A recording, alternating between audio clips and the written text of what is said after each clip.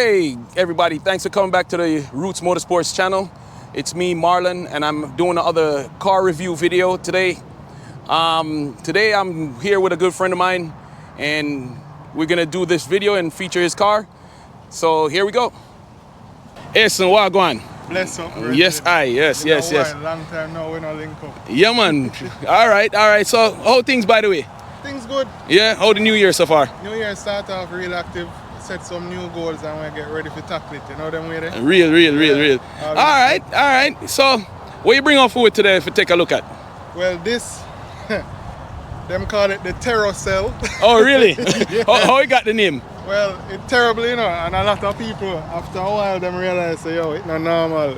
Oh, yeah? Yeah, it has so many pieces like in a Dragon Ball Z when Cell get different pieces from Goku and everybody. So, the car was a... All right, first off, let's see what year is it, and give it a rundown on the car.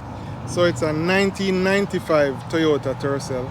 Okay. Have a silver top 4AG 20 valve motor in there, boosted of course. Oh, you did the swap? Yes, actually the original strap was naturally aspirated. I did that about 16 years ago. Really? Yeah, with a good friend of mine, Trevor, at the time. He was instrumental. We had a vision. I wanted to use like the regular 5E motor, so we sit down. Yeah, at that time the 5E was real popular. Everybody wanted a 5E. Yeah. And then I said, you know what? I have to be excess or extra with it.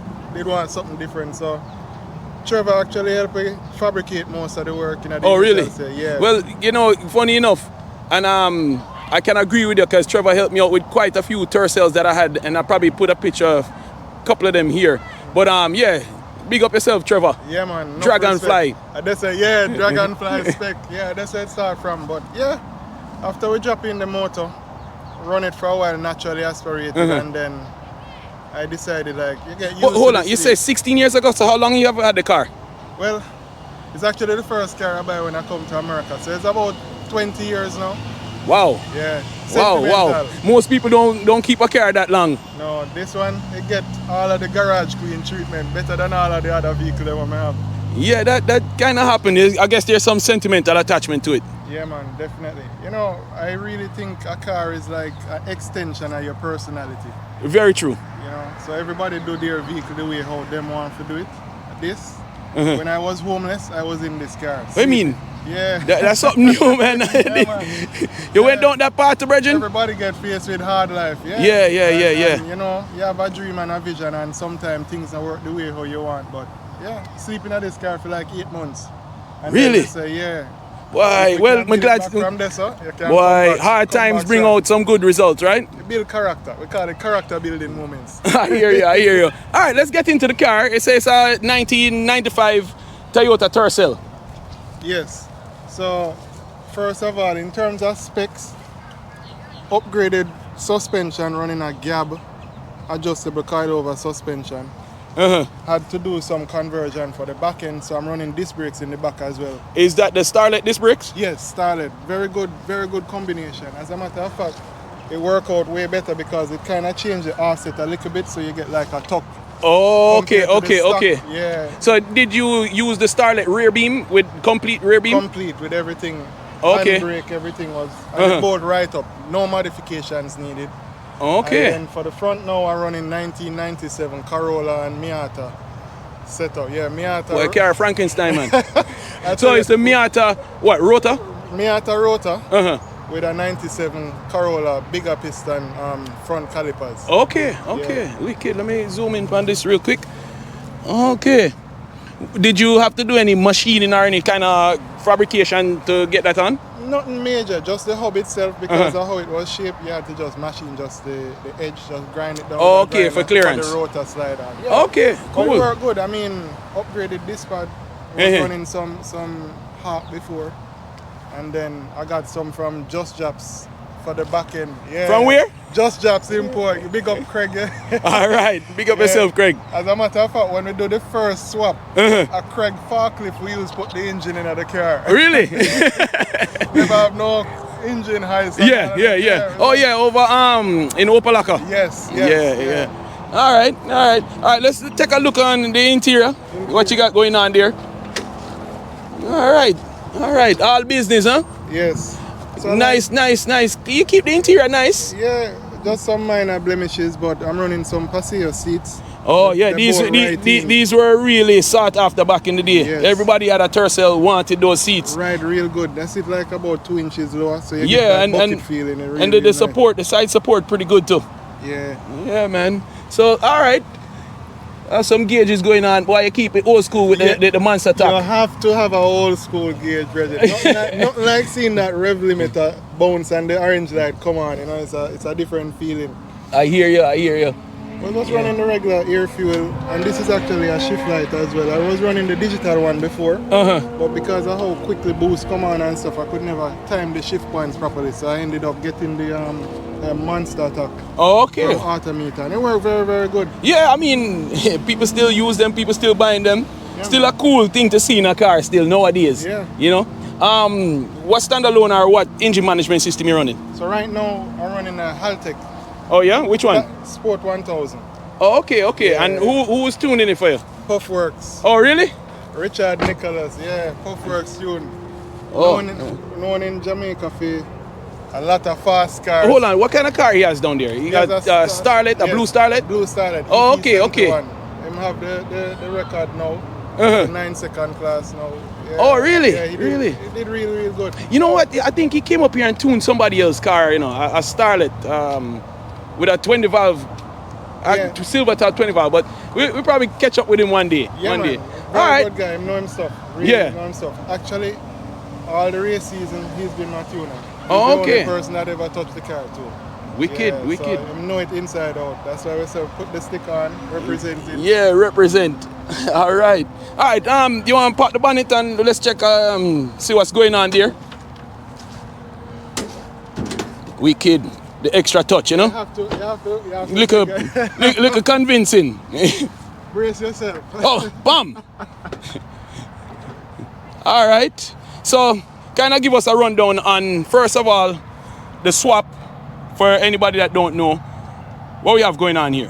All right, so originally the 20 valve came in A92 and A101, 111s back in Japan. So I had to do some fabrication to get the motor to fit. Oh, okay. So this engine mount, right? Yeah, I had to modify it a little bit. But on top of that too, originally it came with quad throttle bodies. So I ran the quad throttle bodies for a while, and then based on the response and boost, I wanted to make sure that I had a better setup. So I went single throttle body. Oh, So there are a lot of okay. different changes here because I'm running Evo 9 injectors with an Evo 9 throttle body as well. Oh, With a Honda, Honda radiator. Honda 3-row radiator. And It works, and them work really good and save a lot on the space. yes, have to have the original. HKS? This one is a Grady type. Oh, Grady, S. Grady. Type S. The sweetest sounding blower valve you can think about. I don't think no other blower valve sound as nice as it. And the purple touches too. But originally, it came with a distributor. Yeah, I remember that. Because Yeah. most time when you're converting it to rear wheel drive, you have to pull the distributor out. Yes, Or even run it just like how you have it here Yeah. to clear the firewall. exactly.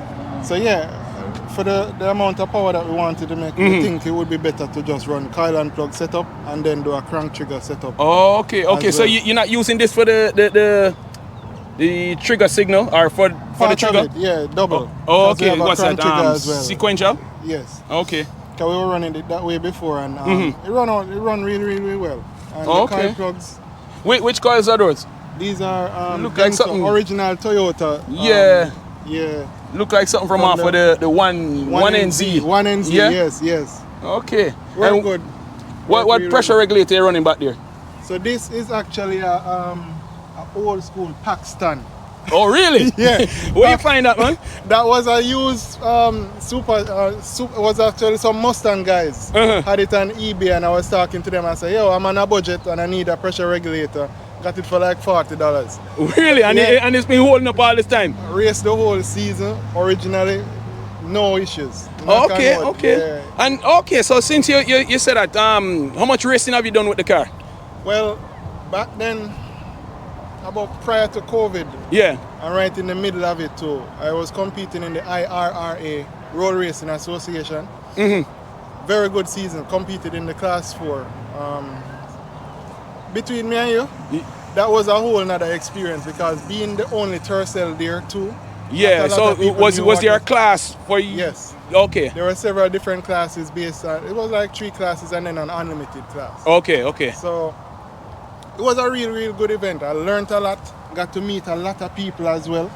Because at the end of the day, it's not just about winning, but the relationships and friendships that you build. Of course, as well. definitely. And you know, I've matter of fact, that's how I meet most of the people that I know. You know, I don't know if that's a good thing or an unfortunate thing that, you know, we all kind of have this in common. But it's a good thing. Most of my friends are into cars and it's been, you know, pretty good over the years. And it's all good people, you know. Met some really good people and it's been some long-term friendships. So, yeah, man. Yeah, actually, you know, funny enough, before I was like Honda, Nissan, Toyota.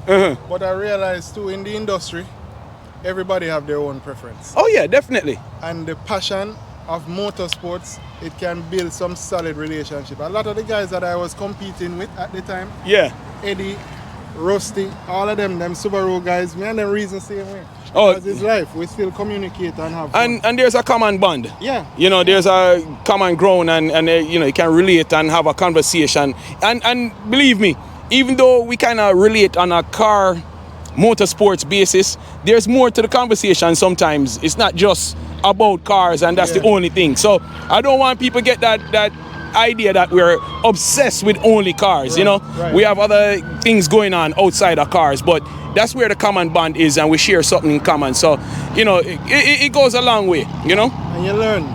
Oh yeah, definitely. You get a lot of different perspectives from people as well, so it's good, man. Yeah, and you know, you come across people from all walks of life and different experiences, you know, and different, they have different likes, you know. So, yeah, man.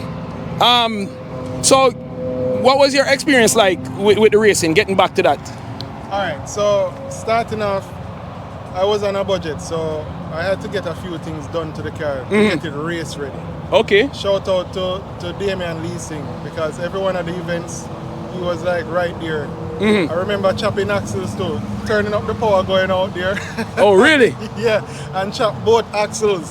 One time? Yeah, which is kind of weird because I didn't even expect that to happen. All right, before we even get into that, let me get let's have some specs on the engine because apparently you're making some serious power to break the axles. You know, come on, so give us the rundown. Give us the engine specs, Mr. Cut Axle. All right, so we use a lot of different parts and crossbreed the platform. Pistons, I got some Arias pistons, custom compression ratio. And all right, what compression you're running? It's close to 10. Close to 10, roughly 9.5 to 1? Yeah. All right. Put it there. But shout out to Noel Rowan, aka Spy. Okay. Started Performance International. We actually built this engine in my garage. All the work was done in the garage. Oh, you build the engine? Noel and I. Okay.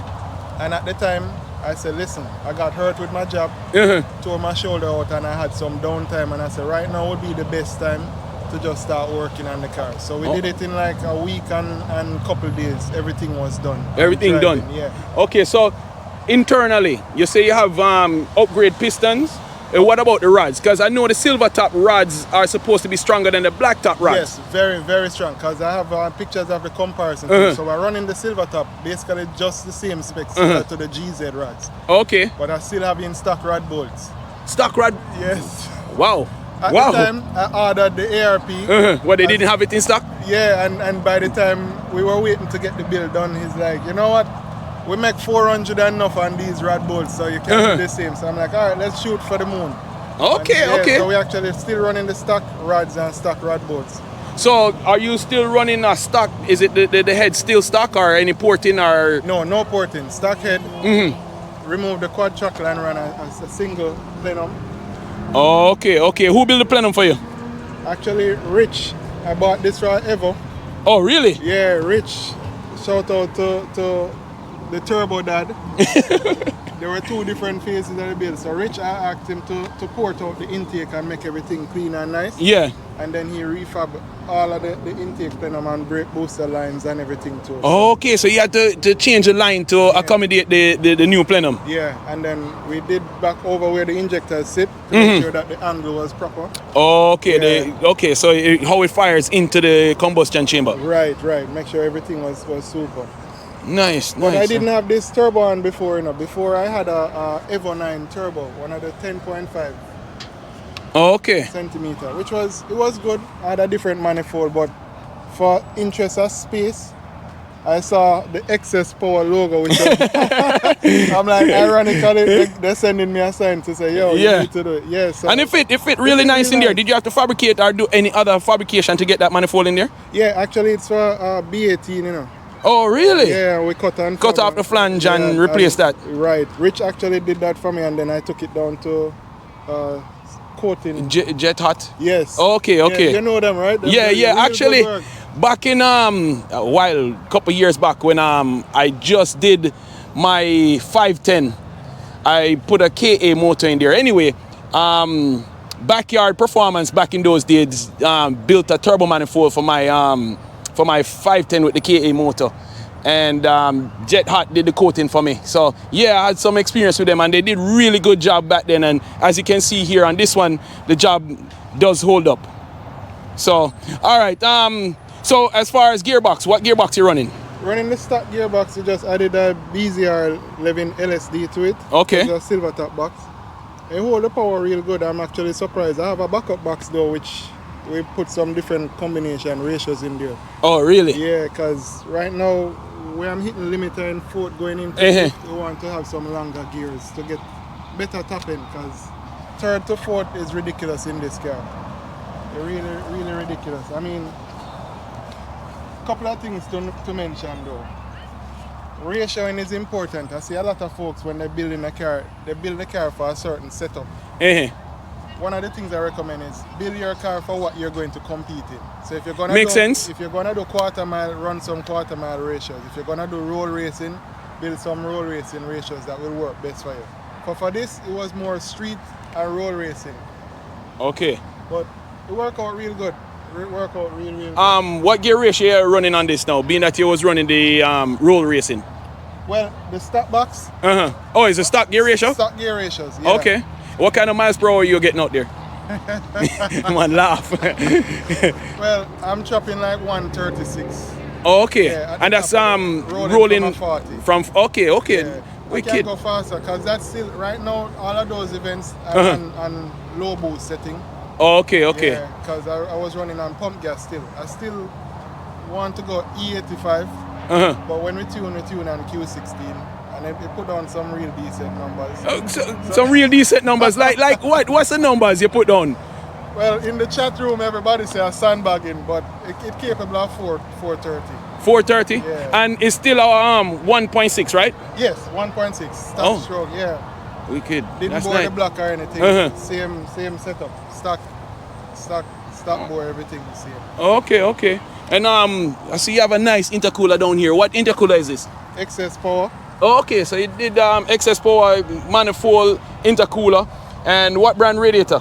This one was actually a generic three-row Honda Civic radiator. Well, you and the Honda stuff. What's going on here, man? What is this? Well, you know, I had a Mishimoto fan before, but it was smaller. It wasn't moving the heat. Okay, so you didn't have the airflow. Right. So I ended up running with a stock shroud and putting it back together, and this, no issues. I mean, for the whole season, it run pretty much like a stock vehicle would. So how often you drive this? I'd say 2 to 3 times a month. Oh, okay. Yeah, every so now and then you bring it on a Sunday exercise. Oh, okay. Yeah, I know them feel. And take you for a cruise with the boys every now and then. Definitely. It's unfortunate that we don't have any more tracks locally. Hopefully something open up soon. But being that you normally compete up at PBIR, how you feel about the track being shut down? Honestly, that it impacted a whole heap of racers, and me primarily, I really wanted that track to still be open. because I think you will get a lot of folks off the road and then get a central location where you can actually have fun without any headaches, you know? Exactly. I highly encourage racing under a controlled environment. Well, of course. I mean, you know, I won't shoot myself in the foot, but back, you know, in the 90s when the population here in South Florida wasn't what it is now, you know, certain things could happen, you know, and have fun safely. Unfortunately for now, you know, now we can't do those things anymore. And I really encourage people not to take any risk on the street, because ultimately it's not worth it, you know? Yes, so just want to get that out there. And if it reached to the powers that be, we definitely need somewhere to go and race and you know, have some fun in a controlled environment, you know? Yeah, because right now it's like, to really get a good track is either Homestead or Orlando Speedway. And you know, no disrespect to Homestead. Homestead is more of a road course track. Their quarter mile is it even a quarter mile? No, I think it's a 1/8. Yeah, exactly. Yeah, so you know, it's limited. It's limited, and you know, we do appreciate that track being around. However, we need a dedicated track, you know, so we can go and enjoy stuff like this and enjoy it safely, you know. So. All right, anything else you want, or let me ask you, any future modification or anything else you plan on doing? Well, one of the most recent ones was I had a journal bearing turbo before, so I switched to a ball bearing from Boost Lab. Boost Lab turbo? Yeah. Okay. Worked real good. Yeah? Yeah, real good. They're not sponsored. Yeah. Just so you know. Yeah. But yeah, between me and you, it's a night and day difference, because the way how Boost come on now. Yeah. Totally ridiculous. So you're happy with the turbo, and how long you've had this turbo in the car? 3 years going on. Oh, really? Yeah. And no issue? It hold all that boost. Wicked. And all that boost is like how much? I know say you don't want to give no exact numbers, you know. It hold 20 pounds for daily driving. Yeah, okay. 20 pounds. Yeah, race day we go up real high to tire pressure. Oh, okay, sir. Okay, nice. Well, having owned a couple of these, I must say they are fun cars to drive, especially when they have a little bit more power than stock.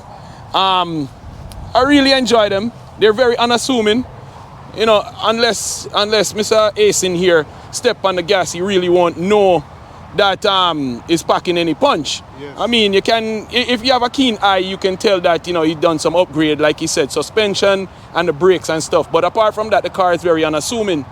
Well, with that said, well, we take a few roll now.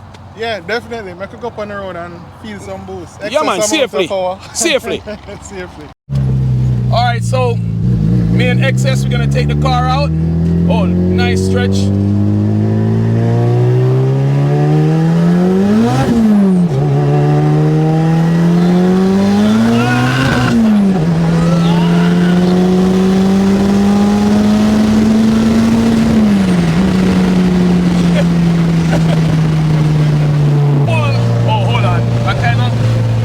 I should have done this before, but pardon.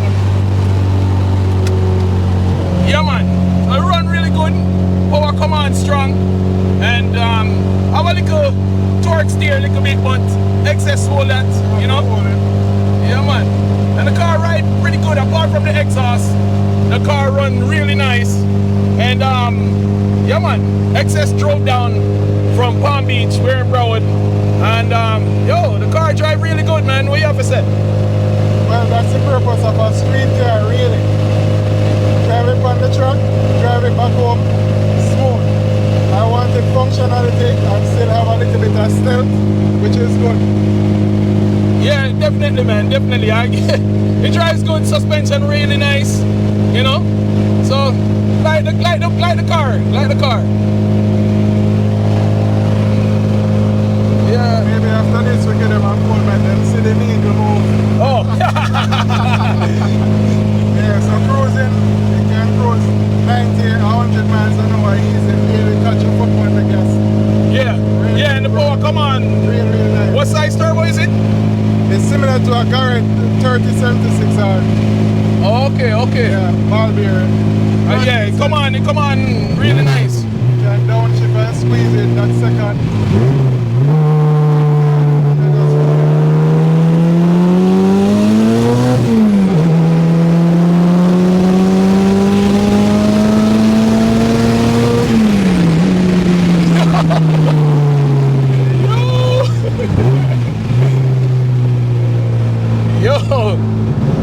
valve run good, man. And the drive, and that's the thing I like about it. The power come on good, and at the same time, it have good drivability. Yeah, exactly. Wicked, man, wicked, wicked. That was 130. 130 what? Fourth gear limit at 126 miles an hour. I don't know what you're talking about. Because we are doing this thing safely in a controlled environment. I don't know what excess talking about. You know, the name, you're living up to the name, excess. Excess amount of everything, Yeah. right? But man, the car drive really nice. And like I said, I can't stress how, you know, comfortable the car is. The seats are really nice. So, yeah, dude. And again, it's a really nice day. You know? Wicked.